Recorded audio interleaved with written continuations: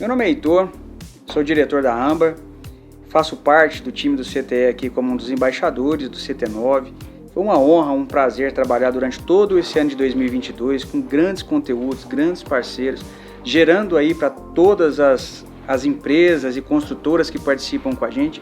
Tenho certeza que um conteúdo de altíssimo nível, trouxe conhecimento, desenvolvimento. Então foi um prazer, primeiramente, agradecer ao CTE por essa oportunidade de estar participando de tudo isso com vocês. Trabalhar na parte de inovação é algo que exige da gente uma pericidade muito grande, porque é uma dor do mercado. Se a gente não inovar, a gente não ganha velocidade, a gente não ganha terminalidade, a gente não ganha competitividade. E quando a gente entende como funciona a cadeia da construção civil hoje no Brasil, é um processo arcaico, muitas vezes atrasado, é embolado as coisas, porque você precisa de ter uma gama grande de fornecedores, notas fiscais, armazenamentos. E quando você vai para a execução, é uma execução muito fragmentada, com uma quantidade grande de empreiteiros envolvidos. E a nossa missão, quando a gente vem inovar, é o que? É tirar processo. É ser mais rápido, é ser mais limpo, é ser mais veloz e, acima de tudo, buscar redução de custo, redução de desperdício de material. Então, a grande sacada de tudo isso que a gente fez nesse estudo é tentar otimizar todo o processo, tirando gente das obras e fazendo o negócio acontecer de uma forma muito mais industrializada. A primeira coisa que a gente precisa pensar para conseguir industrializar é trabalhar no projeto. Entender o que começa, qual que é o meio, qual que é o fim, tudo isso tem que estar amarrado. Porque a gente não está pensando só na parede modular, você tem que pensar na estrutura, se é parede de concreto, se é alvenaria, que tipo de laje, como que vai fazer essa marcação, que tipo de piso que você vai utilizar. E aí você precisa começar a trabalhar na compatibilização, que é como que vai bater as coisas de elétrica, de hidráulica, de incêndio, de gás, de comunicação, que aí entra TV, telefone, internet e tantas outras disciplinas que estão ali incubadas, que se a gente não compatibilizar, isso gera um gargalo muito grande. Por mais que a gente venha buscar a industrialização, se não compatibilizar, vira uma grande complexidade. Então o primeiro desafio é padronizar e o segundo é compatibilizar.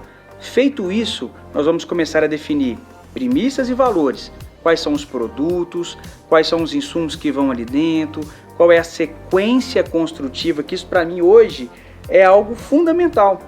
Muitas construtoras têm uma dificuldade em definir o que a gente chama de lei da obra, que é o sequenciamento. O que eu faço primeiro, o que eu faço segundo, o que eu faço terceiro, em que momento cada etapa tem que acontecer. A partir do momento que todas essas premissas estão estabelecidas de uma forma padronizadas, compatibilizadas e sequenciadas, aí a gente vai ter um ótimo resultado. E esse foi o grande legado, eu acho, desse estudo. Eu acho que a grande dificuldade é relacionada às vezes ao custo, porque as pessoas ficam focadas pensando que industrializar vai ser mais caro, mas a conta ela tem que ser feita de uma forma diferente. Você tem que entender quanto que você pagava na mão de obra, quanto que você paga agora. Em média, a gente tem uma redução de 30% no valor da mão de obra, e esses 30% é o que compõe o custo da industrialização. Porque com certeza a industrialização ela vai sair um pouco mais caro do que o sistema convencional. Então você tem todo o processo de industrialização, de engenharia, de fretes, tem outras coisas que estão incubadas. Mas em compensação, olha a quantidade de notas fiscais que você reduz. Imagina a quantidade de processos que você tira, de controles, seja do departamento de controle, departamento de qualidade, o departamento de almoxerifado. Então tudo isso tem que ser levado em consideração. Imagine que numa obra convencional, você teria ali às vezes 14 eletricistas para fazer. No nosso sistema, dependendo da quantidade de apartamentos que você vai fazer por dia, um eletricista e um ajudante, você consegue fazer suas atividades. Então eu acho que o grande desafio seria isso, é compor o custo de uma forma inteligente, que você consegue equalizar aquilo que é vantajoso e aquilo que não era vantajoso sem ser industrializado e fazer a conta fechar. No desenvolvimento do projeto da BN Engenharia, foi levado em consideração várias coisas. Mais uma vez, nós padronizamos, nós compatibilizamos, entendemos todas as disciplinas que estavam envolvidas ali, seja de estrutura, elétrica, hidráulica, incêndio, gás e a própria estrutura de drywall. Feito isso, a gente precisa pensar nos insumos que vão ali. Imagine só que, se a gente for pensar só na elétrica, no sistema convencional você tem eletroduto, caixinhas, cabos, sistema de fechamentos. Se a gente vai para o QDC, você tem disjuntor, barramento, terminal, um monte de insumos que você negociaria ali com 20 pessoas E isso vai chegar de uma forma totalmente fragmentada e depois você vai instalar isso de uma forma também fragmentada. Em algum momento você põe o eletroduto, depois põe a caixinha, depois volta, coloca o cabo, depois volta e faz o fechamento. Então fica um ping-pong que não finaliza o serviço. Então, de primeiro, esquece tudo isso de elétrica que a gente falou, simplesmente você vai receber os nossos kits e você vai instalar com uma quantidade muito menor de pessoas e com uma velocidade absurda de produção. Quando a gente vem para a hidráulica, imagine, você tem água quente, você tem água fria, você tem registros, você tem PECs, aí tem um monte de transição que você precisa pensar. Você tem área de serviço, você tem o banheiro, é um registro, é 2 registros, a alimentação é feita por cima, a alimentação é feita por baixo. Tudo isso vai fazer você ganhar qualidade, terminalidade, velocidade.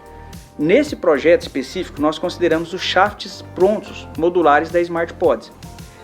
O que a gente ganha com isso? Imagina que você, no sistema convencional, o camarada vai lá no almoxarifado, pega os tubos, as conexões, lixa, estopa, a maleta de PEX, e aí depois vem o camarada que vai montar toda a estrutura metálica, ele tem que mexer com corte, com dobra, parafusar. Olha o tempo que ele gasta para fazer isso.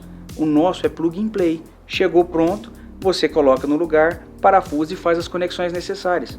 Então isso também foi uma grande vantagem.